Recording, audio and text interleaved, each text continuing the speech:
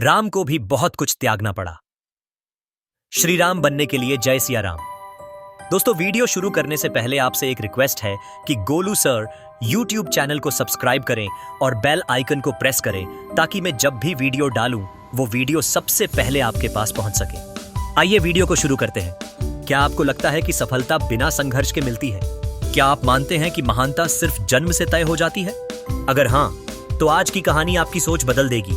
राम को भी बहुत कुछ त्यागना पड़ा, तब जाकर वे श्री राम बने। यह सिर्फ एक राजा की कहानी नहीं है, यह त्याग, तपस्या और धैर्य की पराकाष्ठा की गाथा है। यह कहानी हर उस व्यक्ति के लिए है जो जीवन में कुछ बड़ा हासिल करना चाहता है।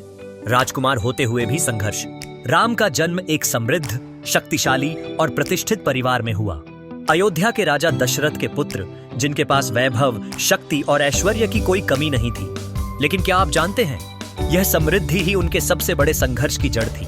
हर कोई सोचता था कि राम का जीवन आसान होगा, लेकिन नियति ने उनके लिए कुछ और ही लिखा था। जिस उम्र में राजकुमार विलासिता में डूबे रहते हैं, राम को गुरुकुल में तपस्या करनी पड़ी। घने जंगलों में कठिन तप, धनुर्विद्या, अस्त्र शस्त्र की साधना, यह सब उन्होंने बिना किसी विशेषाधिकार के सीखा।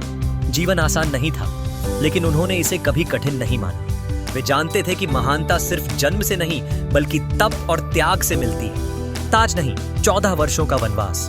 जिस दिन अयोध्या में राम का राज्याभिषेक होने वाला था, उसी दिन नियति ने सबसे कठिन परीक्षा ली। किसी और के लिए यह परीक्षा अस्वीकार्य होती, लेकिन राम ने इसे स्वीकार किया। अपनी मां कैकेयी के वचनों को निभाने के लिए उन्होंने बिना किसी प्रतिरोध के अपना सिंहासन त्याग दिया। एक पल में राजमहल का सुख छोड़कर वन की कठोरता को गले लगाया। सोने की छत के नीचे सोने वाले को अब पत्थरों और घास पर सोना था। लेकिन क्या उन्होंने शिकायत की? नहीं, उन्होंने इसे अपने कर्तव्य के रूप में स्वीकार किया। अगर आप सोचते हैं कि सफलता सिर्फ मेहनत से आती है, तो याद रखिए, कभी कभी सफलता त्याग से भी आती है। जंगलों की कठिन परीक्षा।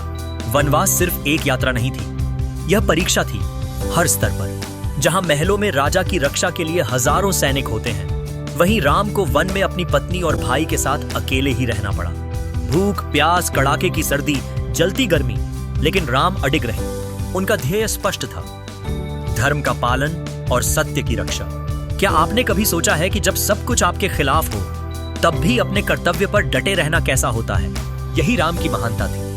पत्नी का अपहरण, सबसे कठिन परीक्षा। अगर आपको लगता है कि राम का संघर्ष यहीं खत्म हो गया, तो आप गलत हैं। वनवास के दौरान उनकी पत्नी सीता का अपहरण हो गया। यह किसी भी पुरुष के लिए सबसे बड़ी परीक्षा होती। लेकिन राम टूटे नहीं, बल्कि और मजबूत हुए। उन्होंने हर कठिनाई को चुनौती के रूप में लिया। रावण को हराने के लिए सेना जुटाई, समुद्र पार किया और एक महायुद्ध लड़ा। अगर वे चाहते तो अयोध्या वापस जाकर राजमहल में आराम कर सकते थे, लेकिन उन्होंने संघर्ष को चुना, क्योंकि वे जानते थे कि सच्चा योद्धा मैदान छोड़कर भागता नहीं, बल्कि लड़कर अपनी मंजिल हासिल करता है। अग्नि परीक्षा और समाज की बेड़ियां।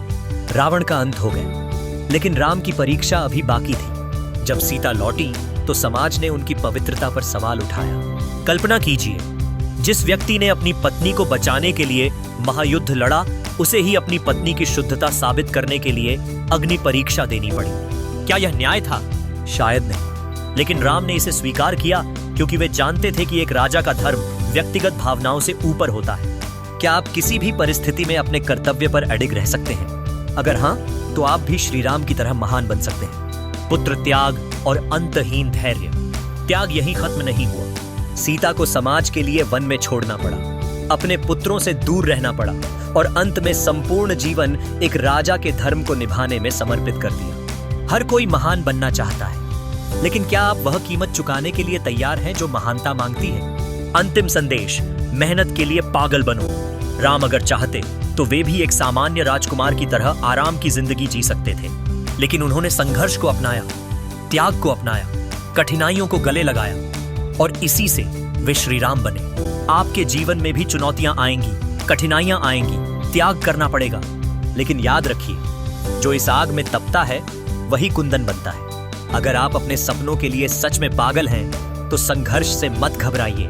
हर मुश्किल आपको एक नए स्तर पर ले जाने के लिए आई है। अब समय आ गया है अपने लक्ष्य के लिए, अपने सपनों के लिए, अपनी मेहनत के लिए पागल बनने का।